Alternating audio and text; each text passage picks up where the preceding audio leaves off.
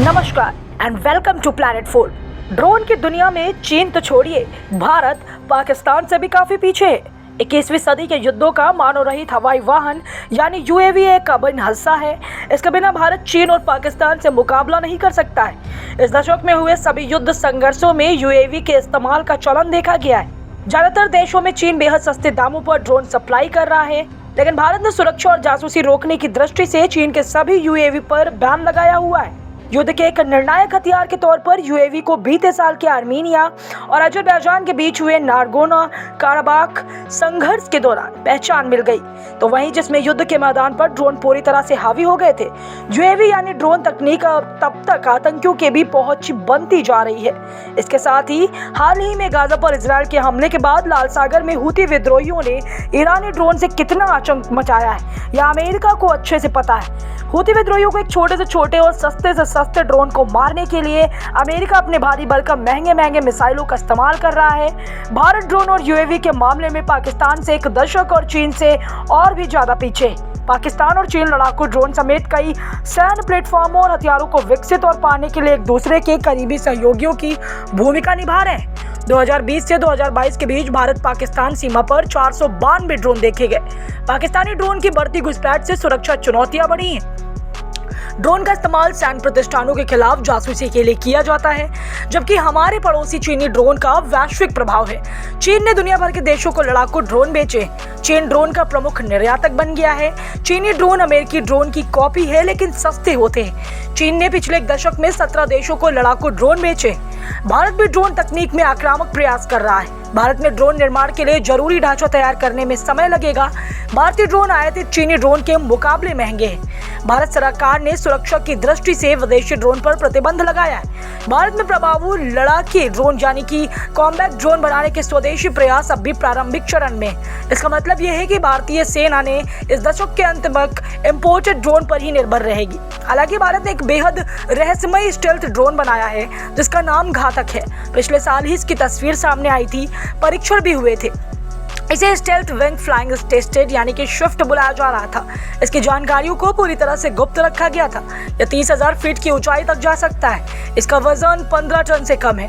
इस ड्रोन से मिसाइल, बम और प्रेसिशन गाइडेड हथियार दागे जा सकते हैं। इसमें स्वदेशी कावेरी इंजन लगा है। यह 200 किलोमीटर की रेंज तक जमीन से कमांड हासिल कर सकता है। अभी तक 1 घंटे तक उड़ान भर सकता है। यह एक ऐसा ड्रोन होगा जो इस्लामाबाद के ऊपर आराम से चुपचाप जाकर बम गिरा सकता है और पाकिस्तान के पास पकड़ने के लिए कोई रडार नहीं होंगे। मानव रहित ड्रोन ने ग्राउंड रडार, बुनियादी ढांचे, पायलट की आवश्यकता के बिना ऑटोनॉमस लैंडिंग की एक बेहतरीन क्षमता का प्रदर्शन किया है। आइए अब हम आपको बताते हैं कि भारत ने कैसे ड्रोन की दुनिया में एक ऐसा मुकाम हासिल किया जो ना तो चीन कर पाया और ना ही अमेरिका। भारत की एक प्राइवेट हथियार बनाने वाली कंपनी है जिसका नाम है सागर डिफेंस। ये कंपनी पिछले कई सालों से एक यूएवी यानी कि एक अनमैन्ड एरियल व्हीकल बनाने में लगी हुई थी, यानी कि एक प्रकार का ड्रोन बनाने में लगी हुई थी और उसका डेवलपमेंट इसने पूरा कर लिया। हालांकि भारत ने इसकी टेस्टिंग साल के शुरुआत में ही कर ली थी, लेकिन इस खबर को बेहद गुप्त रखा गया था। खास बात यह है कि ये यूएवी ना तो भारतीय वायुसेना के लिए था, ना ही भारतीय थल सेना के लिए। ये भारत की नौसेना के लिए था। नौसेना के लिए यह एक वरदान जैसा होगा जो जहाज के आसपास के इलाकों में सर्वेलेंस में महत्वपूर्ण भूमिका निभाएगा। खास करके भारत ने जो स्वदेशी रूप से अपना खुद का एयरक्राफ्ट कैरियर INS विक्रांत तैयार किया है, उसके लिए इसे डेवलप किया जा रहा था और अब ये कंप्लीट हो चुका है। बता दें कि aircraft carrier full operational status में आ चुका है और इसका इस्तेमाल फरवरी 2024 में होने वाले नेवल फॉर गेम्स में होगा। आपको जानकर खुशी होगी कि इस ड्रोन का टेस्ट सक्सेसफुल रहा। इसने हमारे INS विक्रांत से उड़ान भरी और फिर INS विक्रांत पर ये अच्छे से लैंड भी कर गया, वो भी सक्सेसफुली। यह एक ऐसा कारनामा था जो आज तक ना तो अमेरिका कर पाया है और ना ही चीन।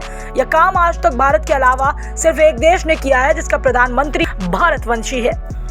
साथ ही आपको बता दें कि ब्रिटेन के बाद भारतीय नौसेना अब दुनिया में दूसरी ऐसी नौसेना बन चुकी है जिसने अपने खुद के स्वदेशी एयरक्राफ्ट कैरियर से स्वदेशी ड्रोन को सक्सेसफुली लैंड किया और सक्सेसफुली उसे टेक ऑफ भी करवाया। ये दोनों काम हम कर चुके हैं। यकीन मानिए दोस्तों, ड्रोन के मामले में भारत काफी पीछे था, लेकिन यह कारनामा करके हमने चीन के साथ साथ अमेरिका में भी ढिंढोरा पीट दिया है कि आने वाला समय भारतीय ड्रोन इंडस्ट्री का ही है। अमेरिका और चीन ने भले ही UCAV को सक्सेसफुली अपने एयरक्राफ्ट पर लैंड किया हुआ है, लेकिन अभी तक ये भी UAV को लैंड नहीं किया था। आने वाले 4 से लेकर 6 महीनों में इसे INS विक्रांत पर तैनात भी कर दिया जाएगा। वॉर गेम्स में युद्धाभ्यास के दौरान जब रियल टाइम वॉर जैसी सिचुएशन क्रिएट की जाती है, उस दौरान भी इसकी टेस्टिंग हो जाए कि युद्ध जैसे माहौल में यह कैसे काम कर पाएगा। पिछले कुछ दिनों में भारत ने स्वदेशी ड्रोन का ताबड़तोड़ परीक्षण करके चीन के ड्रोन मार्केट में तहलका मचा दिया। पहला test autonomous flying wing technology demonstrator यानी AFWTD का किया गया था, जो कि एक high speed flying wing UAV है। भारत ने स्वदेशी लड़ाकू ड्रोन बनाने की दिशा में अहम कदम बढ़ाया है। दूसरा test stealth wing flying test bed यानी कि स्विफ्ट की गई है। यह एक स्टेल्थ विंग टेक्नोलॉजी डेमोन्स्ट्रेटर है, जो आने वाले unmanned combat aerial vehicle UCAV को प्रोटोटाइप है। यह भारत के स्टेल्थ टेक्नोलॉजी का प्रदर्शन करता है। हाल तक भारत सरकार का रुख ड्रोन को लेकर ऐसा नहीं था। सामान्य ड्रोन रखना भी नियमों के लिहाज से जटिल कवायद थी। हाल के दिनों में सरकार ने न सिर्फ इसके रखने के नियम आसान बनाए, बल्कि अलग अलग तरीके से इस्तेमाल को बढ़ावा भी दिया। कृषि संबंधी कामों में ड्रोन के इस्तेमाल की छूट और PM स्वामित्व योजना के तहत गाँवों में लोगों की संपत्तियों के सर्वे के लिए ड्रोन का इस्तेमाल किया जा रहा है। 1 लाख से भी ज्यादा गाँवों यानी कि 17% गाँव में इस तकनीक से भूमि सर्वे किया जा चुका है। यहाँ तक कि हाईवे और एक्सप्रेसवे पर भी ड्रोन की तैनाती बढ़ने लगी है, जिसके माध्यम से 1-1 इंच पर नजर रखी जाएगी। ट्रैफिक नियमों के उल्लंघन करने वाले अब चाहे कहीं भी हो बच नहीं पाएंगे। आकाश में तैरते ड्रोन उनके नंबर प्लेटों का फोटो बेहद हाई प्रोसीजन के साथ लेकर ऑटोमेटिक चालान इशू कर सकती है। इस प्रकार ड्रोन सर्वेलेंस की मदद से सड़क दुर्घटनाओं और हाईवे अपराध को भी काफी हद तक रोका जा सकता है। भारत का ड्रोन उद्योग अभी भी घरेलू या रक्षा जरूरतें पूरे करने में सक्षम है, लेकिन भारतीय ड्रोन अब भी आयातित चीनी ड्रोन के मुकाबले बेहद महंगे हैं। यही कारण है कि भारत सरकार ने ड्रोन पर प्रतिबंध लगाया है, पुर्जों के आयात पर नहीं।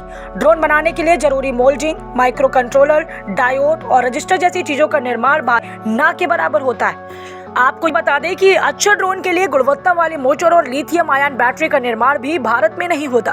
विदेशी ड्रोन पर प्रतिबंध के फैसले की एक वजह सुरक्षा भी है। भारतीय वायु क्षेत्र से चीनी ड्रोन को बाहर रखने की कोशिश है।